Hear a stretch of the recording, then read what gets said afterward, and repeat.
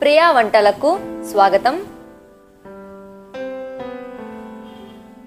ఇప్పుడు మనం కజ్జికాయలు ఎలా తయారు చేయాలో చూద్దాం. ఇందుకు కావలసిన పదార్థాలు: మైదా పిండి 1/2 కిలో, చక్కెర 200 గ్రాములు, పుట్నాల పప్పు 200 గ్రాములు, కొబ్బరి తురుము 50 గ్రాములు, యాలకల పొడి 1/2 టీ స్పూను,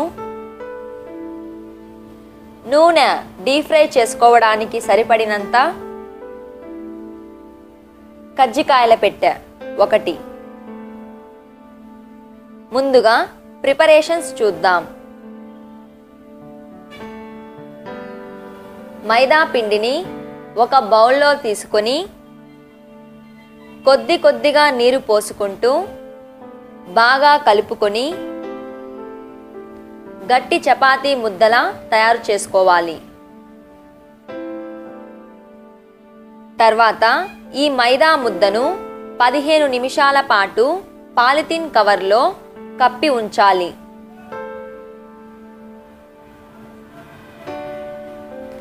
తర్వాత పుట్నాల పప్పును ఓ అర నిమిషం పాటు కరకరలాడేటట్లు స్టవ్ పైన వేయించాలి. ఈ వేయించిన పుట్నాల పప్పును ఒక మిక్సీ జారులో తీసుకోవాలి. అలాగే చక్కెరను కూడా మిక్సీ జారులో పోసుకోవాలి. ఈ రెండింటిని బాగా గ్రైండ్ చేసుకొని మెత్తని పొడిని తయారు చేసుకోవాలి.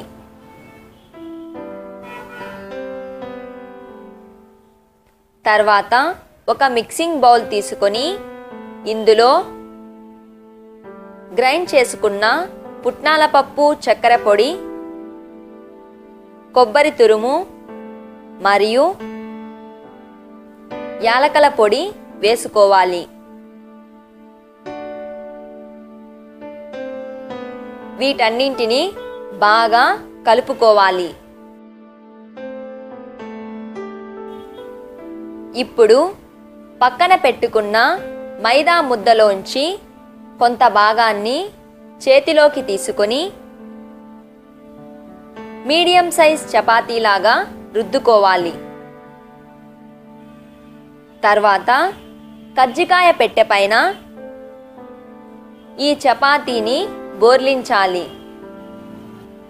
ఇప్పుడు మిక్సింగ్ బౌల్లో కలుపుకున్న పుట్నాల పప్పు, చక్కెర పొడి మిశ్రమాన్ని వీడియోలో చూపిన విధంగా చపాతీ మధ్య భాగంలో సరిపడినంత వేసుకోవాలి. తర్వాత కజ్జికాయ పెట్టెని మూసివేసి గట్టిగా అదిమి పెట్టుకోవాలి. బయట మిగిలి ఉన్న అదనపు చపాతీ భాగాన్ని తీసివేయాలి. ఇప్పుడు కజ్జికాయ పెట్టెని తెరిచి చూస్తే నూనెలో వేయించడానికి వీలుగా కజ్జికాయ తయారై ఉంటుంది.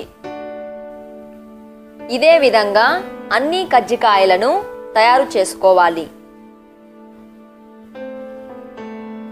తర్వాత డీప్ ఫ్రై చేసుకోవడానికి వీలుగా నూనెను వేడి చేసుకోవాలి. నూనె వేడెక్కిన తర్వాత తయారు చేసుకున్న పచ్చి కజ్జికాయలను ఒక్కొక్కటిగా నూనెలో జారవిడచాలి. చిల్లుల గరిటెతో కజ్జికాయలను 2 వైపులా తిప్పుతూ మీడియం ఫ్లేమ్లో దాదాపు 5 నిమిషాల పాటు ముదురు బంగారపు రంగులోకి వచ్చేంత వరకు వేయించాలి.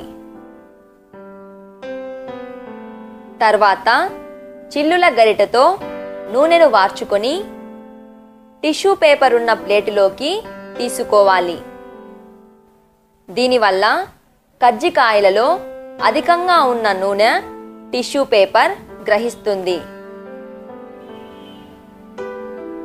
అంతే, మనకు ఎంతో రుచికరమైన కజ్జికాయలు తయారవుతాయి.